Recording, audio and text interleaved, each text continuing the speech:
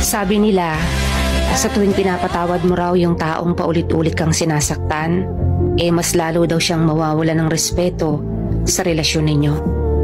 Para sa akin may point naman ito.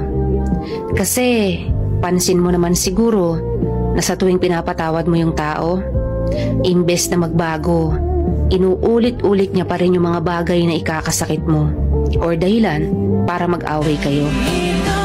He or she will begin to ignore you kasi alam niyang hindi mo siya matitiis at alam niyang bibigyan mo siya ulit ng another chances.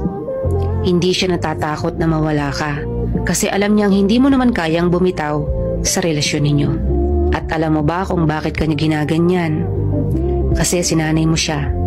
Naging komportable siya sa mali dahil palagi mong pinapatawad at tinotolerate mo pa.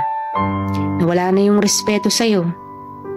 Believe me, never be too much available for someone, otherwise you will lose your importance.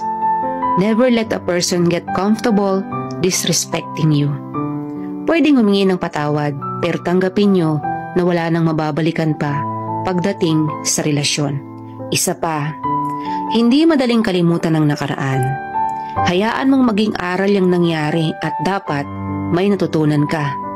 Mahirap kapag pabalik-balik ang problema, lalo na sa magulong relasyon.